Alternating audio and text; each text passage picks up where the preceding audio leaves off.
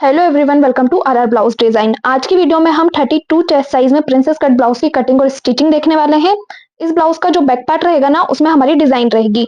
तो back part में जो हमारी डिजाइन रहेगी ना, वो हम डीप नेक गले में नहीं बना सकते हैं। देखिए, बैक पार्ट में कुछ इस तरह का हमारा डिजाइन आएगा। इसे आप डीप गले में नहीं बना सकते हो। इसको बनाने के लिए आपको पीछे से पैक गला कट करना पड़ता है। तो जो हमारा बैक पार्ट रहेगा ना, उसकी कटिंग हमारी बॉट नेक पैटर्न पे होगी, और जो हमारा फ्रंट पार्ट रहेगा ना, उसकी कटिंग हमें डीप नेक के अकॉर्डिंग करनी पड़ेगी। तो बैक हो गया हमारा बॉट नेक और फ्रंट रहेगा हमारा डीप नेक। तो जब हम बॉट नेक को कट करेंगे तो इसके शोल्डर और आर्म होल हम बॉट नेक फॉर्मूले के अकॉर्डिंग रखेंगे, और जब हम हमारा डीप गला कट करेंगे, क्योंकि फ्रंट पार्ट तो हमें नॉर्मल गले में ही चाहिए, तो इसका जो आर्म होल और शोल्डर रहेगा उसमें हम नॉर्मल नेक का फॉर्मूला यूज करेंगे। तो सबसे पहले बैक पार्ट को कट करना देखेंगे, उसके बाद हम अपने फ्रंट पार्ट की कटिंग देखेंगे। लेंथ के लिए निशान लगाएंगे बैक पार्ट में। तो ब्लाउज की जो टोटल लेंथ है वो हमारी 13 इंच है। उसमें सिलाई का 1 इंच प्लस करके मैं निशान लगाऊंगी 14 इंच पे। तो यहाँ पे लेंथ का निशान मैंने लगाया हुआ है 14 इंच पे। अब हम निशान लगाएंगे फुल शोल्डर का हाफ करके, क्योंकि बैक का जो हमारा पार्ट है वो बॉट नेक में है, और बॉट नेक में हमें फुल शोल्डर रखने होते हैं। तो फुल शोल्डर है मेरे 13 इंच के। इसको डिवाइड 2 करके मैं यहाँ पे निशान लगाऊंगी 6.5 इंच पे। शोल्डर का निशान लगा लिया। अब हम निशान लगाएंगे आर्म होल के लिए। तो इसमें भी हमारा बॉट नेक वाला फॉर्मूला यूज होगा। जब भी हम ब्लाउज बॉट नेक बनाते हैं तो उसमें आर्म होल का फॉर्मूला हमारा क्या रहता है, जितने आपने शोल्डर रखे होंगे उसमें हाफ इंच प्लस करके आपको निशान लगाना होगा आर्म होल के लिए। तो शोल्डर है मेरे 6.5 इंच के। यहाँ पे मैं हाफ इंच और प्लस करके यहाँ पे निशान लगाऊंगी 7 इंच पे।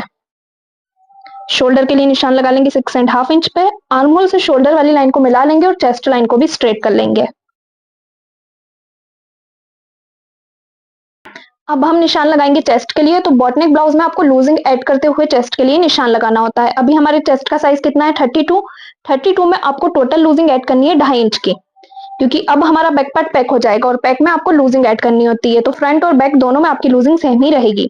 32 में मैं प्लस करूंगी 2.5 इंच, तो मेरा कितना हो गया 34.5 इंच। 34.5 इंच को अब आपको डिवाइड 4 करना है, तो कितना आया 8.6 इंच। यहां से निशान लगा लेंगे चेस्ट के लिए 8.6 इंच पे। 1.5 इंच का सिलाई मार्जिन रख लेंगे। वेस्ट के लिए निशान लगा लेंगे। तो वेस्ट है 26 इंच की। इसको भी आपको डिवाइड 4 कर लेना है। कितना आया मेरा 6.5 इंच। यहां से मैं निशान लगा लूंगी 6.5 इंच पे। और वेस्ट में जो आपका सिलाई मार्जिन रहेगा ना, वो 2.5 इंच का रहेगा। चेस्ट लाइन से वेस्ट लाइन को मिला लेंगे। आर्म होल के लिए निशान लगाएंगे। तो आर्म होल के लिए आपको बैक पार्ट में निशान लगाना है 1 इंच पे। आर्म होल को आपको बैक साइड से हाफ इंच माइनस करना है। कर्व को रखते हुए इसका शेप दे देना है।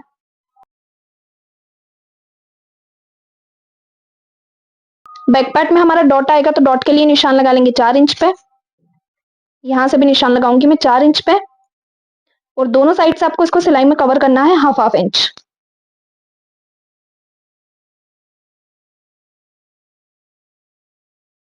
नेक के लिए निशान लगा लेंगे। तो यहां से मैं नेक की विड्थ रखूंगी 3.25 इंच। नेक लंबाई के लिए और बैक पार्ट में जो डिजाइन आएगी ना, उसके लिए मैं आपको अलग से वीडियो बना के अच्छे से एक्सप्लेन कर दूंगी। उसका लिंक आपको डिस्क्रिप्शन में मिल जाएगा, तो वहां से जाके आप बैक पार्ट के डिजाइन का वीडियो देख सकते हैं। अब जो आपके शोल्डर रहेंगे ना, उसको आपको हाफ इंच आर्म होल की तरफ माइनस कर देना है, और इसको हम क्रॉस में मिला लेंगे। बैक पार्ट की मार्किंग हमारी कंप्लीट हो चुकी है। इसे हमने बॉट नेक पैटर्न में मार्किंग किया है। इसको कट कर लेंगे।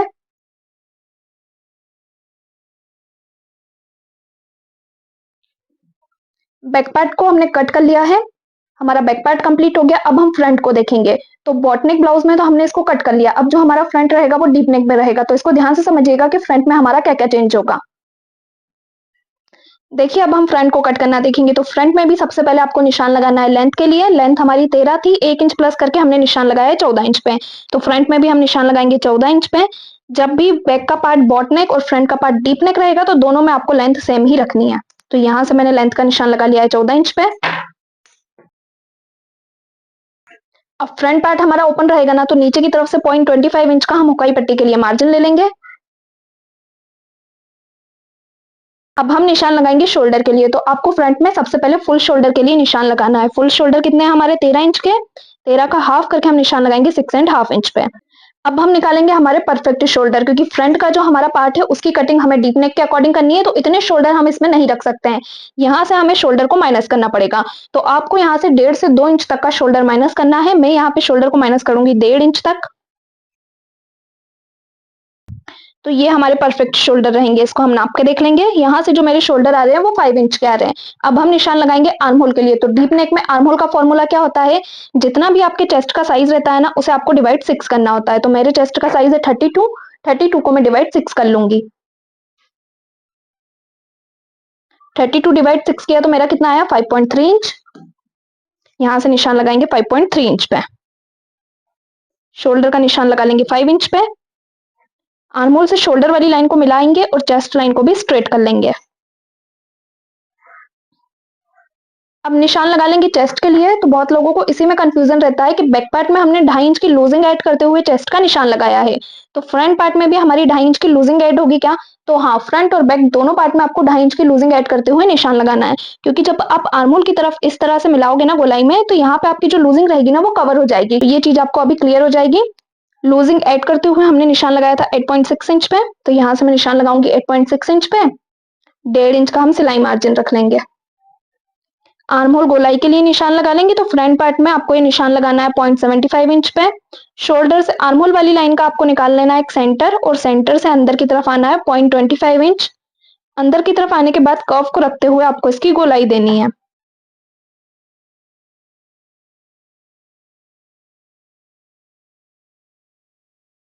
गोलाई देने के बाद अब हम फ्रंट पार्ट में निशान लगाएंगे नेक के लिए। तो फ्रंट पार्ट में आपको नेक का निशान कैसे लगाना है, उसके लिए आपको आपका बैक पार्ट ले लेना है, और आपको चेक करना है कि बैक पार्ट में आपने शोल्डर कितने रखे हैं। फ्रंट और बैक दोनों के शोल्डर एकदम बराबर आने चाहिए। तो यहाँ पे मैं अपना बैक पार्ट जमा लूंगी और शोल्डर उतने ही रखूंगी जितने मैंने अपने बैक पार्ट में रखे हैं। शोल्डर का निशान लगा लिया। अब ये जितना भी बचा है ना वो मेरे फ्रंट पार्ट के नेक की विड्थ रहेगी। तो यहाँ से फ्रंट पार्ट के नेक की विड्थ मेरी कितनी आ रही है, ये लगभग 2 इंच आ रही है। नेक लंबाई के लिए मैं निशान लगा लूंगी 7 इंच पे। यहाँ से हम नेक को 2 इंच तक फैलाएंगे, एक बॉक्स बनाएंगे और इसकी गोलाई दे देंगे। नेक का शेप देने के बाद अब ये जो हमारे शोल्डर आए हैं इनका एक सेंटर निकालेंगे और निशान लगाएंगे शोल्डर टू एपेक्स के लिए। शोल्डर टू एपेक्स का मेजरमेंट देख लेंगे। शोल्डर टू एपेक्स से मेरा 8 इंच, इसमें सिलाई का हाफ इंच प्लस करके निशान लगाएंगे 8.5 इंच पे। एपेक्स टू एपेक्स का मेजरमेंट देख लेंगे। एपेक्स टू एपेक्स है मेरा 6 इंच, 6 का भी हाफ करेंगे तो कितना आएगा, 3 इंच। सिलाई का आपको इसमें प्लस करना है 0.25 इंच। अब जितना आपने यहाँ पे निशान लगाया है ना उसमें से हाफ इंच कम करके आपको नीचे की तरफ से निशान लगाना होता है। तो हाफ इंच कम करके मैं नीचे की तरफ से निशान लगाऊंगी 2.75 इंच पे, और इन डॉट की लाइनों को हम मिला लेंगे। अब निशान लगाएंगे डॉट पॉइंट के लिए। तो डॉट पॉइंट आपको आपके अकॉर्डिंग देख लेना है कि कितना आपको यहाँ से पफ चाहिए। तो मुझे यहाँ से 2 इंच तक का पफ चाहिए, मैं निशान लगाऊंगी 2 इंच पे, और इसे भी हम क्रॉस में मिला लेंगे। और ये 2 इंच हमारा सिलाई में जाता है, तो इसको माइनस करते हुए ही आपको आपकी वेस्ट के लिए निशान लगाना है। तो यहाँ से माइनस करेंगे 2 इंच। वेस्ट है मेरी 6.5 इंच की, तो यहाँ से मैं निशान लगा लूंगी 6.5 इंच पे, और 1.5 इंच का हम रखेंगे सिलाई मार्जिन। चेस्ट लाइन से वेस्ट लाइन को मिला लेंगे। अब देखिए फ्रंट पार्ट में मैंने लूजिंग ऐड करी थी ना, तो हम आर्म होल का झोल खत्म करेंगे, उसमें हमारी लूजिंग कवर होगी। तो उसके लिए हमें यहाँ से डॉट पॉइंट को मिलाना पड़ेगा। तो आपको डायरेक्ट क्रॉस में इसको नहीं मिलाना है। ये जो आपकी चेस्ट लाइन है ना, यहाँ से आपको इंच टेप को रखना है और निशान लगाना है 1 इंच पे। एक से आपको डायरेक्ट नहीं मिलाना है। ये जो हमने 1 इंच पे निशान लगाया ना, इसका भी हम हाफ करेंगे। एक का हाफ हमारा कितना आएगा, हाफ इंच। तो हम यहाँ साइड में निशान लगा लेंगे हाफ इंच पे। अब इसको आपको एपेक्स पॉइंट से मिला देना है इस तरह से। और ऊपर वाले डॉट पॉइंट को हम सिलाई में कितना कवर करेंगे, जितना हमने चेस्ट लाइन से निशान लगाया होगा। तो सबसे पहले हमने निशान लगाया था 1 इंच पे, तो ये हमारा 1 इंच जाएगा टोटल। इसको भी हम क्रॉस में जाने देंगे इस तरह से। अब देखिए जो आपके फ्रंट पार्ट का शेप रहेगा ना वो एकदम परफेक्ट आएगा। गोलाई देने के लिए आप कर्व को ले सकते हैं, इसकी हेल्प से अगर आप शेप दोगे ना तो शेप और अच्छा गोलाई में आएगा। तो इसको मैं जमा लूंगी।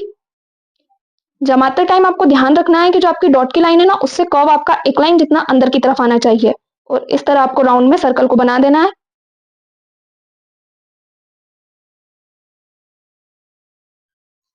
देखिए इस तरह से सेंटर में मैंने इसे गोलाई में तो मिला दिया है। अब नीचे की तरफ और ऊपर की तरफ दोनों तरफ से हमें इसे शेप देते हुए मिलाना होगा। तो नीचे की तरफ से शेप देने के लिए आपको नीचे वाली डॉट की लाइन के टोटल 2 सेंटर निकालने हैं।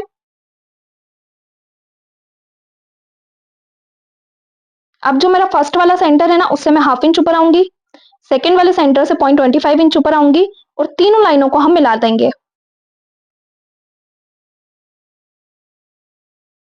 इस तरह से आपको नीचे से शेप देना है। अब ऊपर से शेप देने के लिए सबसे पहले आपको ऊपर की दोनों डॉट की लाइनों को चेक करके देखना है कि दोनों आपकी बराबर रेडी हो रही है या नहीं रेडी हो रही। तो एक मेरी 5.5 इंच पे रेडी हो रही है, दूसरी जहां भी 5.5 इंच पे रेडी हो रही होगी वहां पे मैं निशान लगा दूंगी। आर्म होल को हम माइनस करेंगे बैक साइड से 1/2 इंच। दोनों को मिलाते हुए यहाँ पे हम बनाएंगे एक नया आर्म होल।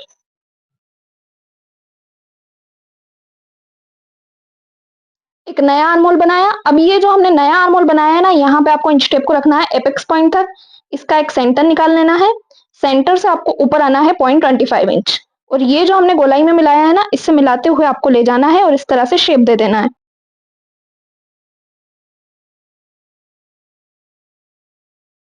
तो देखिए इस तरह से आपको फ्रंट पार्ट में प्रिंसेस कट की मार्किंग करनी है। अब ऊपर वाली दोनों डॉट की लाइनों को तो हमने नाप के चेक कर लिया, नीचे वाली दोनों डॉट की लाइनों को भी हम नाप के चेक कर लेंगे। तो फर्स्ट वाली डॉट की लाइन मेरी रेडी हो रही है 5.5 इंच पे।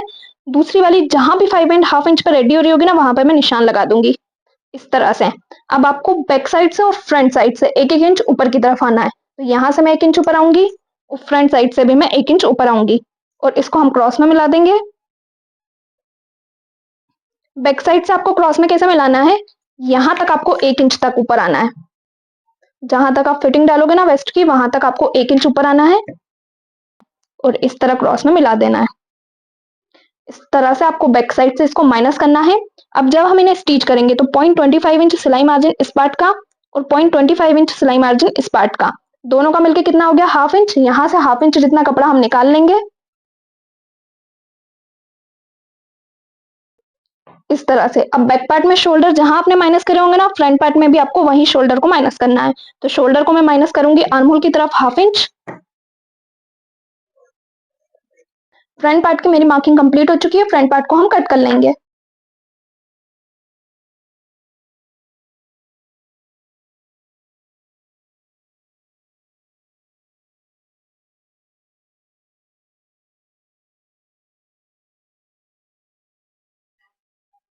फ्रंट की कटिंग हो चुकी है, बैक को भी हमने कट कर लिया है। अब हम देखेंगे हमारी स्लीव को कट करना। तो स्लीव को कट करने से पहले आपको आर्म होल को चेक करके देख लेना है कि यहाँ से हमारा आर्म होल कितना आ रहा है। तो 1/2 इंच हम यहाँ से माइनस करेंगे स्टिचिंग का। अब इसको हम नाप के देख लेंगे कि ये कितना आ रहा है। तो देखिए जो मेरा आर्म होल रेडी हो रहा है वो रेडी हो रहा है 7.75 इंच पे। तो ये मेरा आर्म होल है। अब हम स्लीव को कट करेंगे। तो स्लीव को कट करने के लिए आपको फैब्रिक को 4 फोल्ड करके बिछा लेना है। स्लीव लेंथ के लिए हम निशान लगाएंगे। तो जो मेरी स्लीव की लेंथ है वो 5 इंच है। सिलाई का 1 इंच प्लस करके मैं निशान लगाऊंगी 6 इंच पे। लंबाई का निशान लगाने के बाद दूसरा निशान हम लगाते हैं आर्म होल वाली लाइन का। तो 5 इंच की लेंथ के लिए आपको आर्म होल वाली लाइन का निशान लगाना है यहाँ से 3 इंच पे। फ्रंट राउंड के लिए मैं निशान लगा लूंगी। तो जो मेरे फ्रंट का राउंड है वो है 11 इंच का। तो यहाँ से मैं निशान लगाऊंगी 5.5 इंच पे। 1.5 इंच का हम रखेंगे सिलाई मार्जिन। अब यहाँ से हम निशान लगाएंगे आर्म होल राउंड के लिए। तो आर्म होल राउंड हमने कितना निकाला है 7.75 इंच। 7.75 इंच पे आपको डायरेक्ट निशान नहीं लगाना है।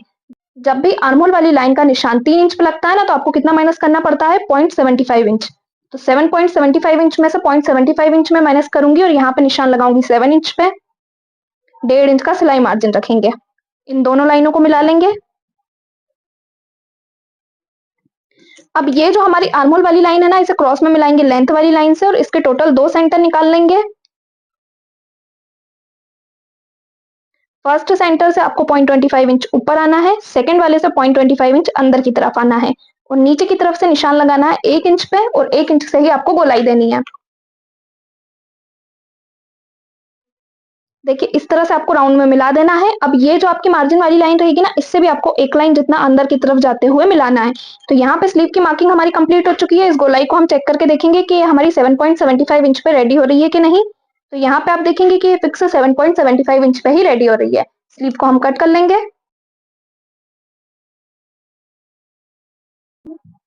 स्लीव को कट करने के बाद जो इसका सेंटर रहेगा उस पर आपको कट लगाना है। ओपन करके इसको बिछा लेंगे और फ्रंट पार्ट के लिए गोलाई देंगे। तो फ्रंट पार्ट की गोलाई देने के लिए आप सेंटर से आपको ऊपर आना है 1/2 इंच। फर्स्ट सेंटर जो हमने निकाला था ना, उससे आपको 0.25 इंच अब नीचे की तरफ आना है और गोलाई में इसको मिला देना है। ये हो जाएगी आपके फ्रंट पार्ट की गोलाई। इसको हम कट कर देंगे। देखिए इस तरह से आपको स्लीव की कटिंग करनी है। पूरे ब्लाउज को मैंने कट कर लिया है। बैक पार्ट की स्टिचिंग का लिंक मैं आपको डिस्क्रिप्शन में डाल दूंगी और फ्रंट पार्ट को हम स्टिच करना देखेंगे। देखिए बैक पार्ट में जो मैंने डिजाइन डाली है ना वो इस तरह की है, मोती वाली डिजाइन है, हमारे बॉट नेक में बनती है जो। तो यहाँ पे मेरा बैक पार्ट कंप्लीट हो चुका है। अब हम अपने फ्रंट पार्ट को स्टिच करना देख लेंगे। तो फ्रंट पार्ट ले लेंगे और सबसे पहले लाइनिंग वाले फैब्रिक को मेन फैब्रिक से अटैच करेंगे।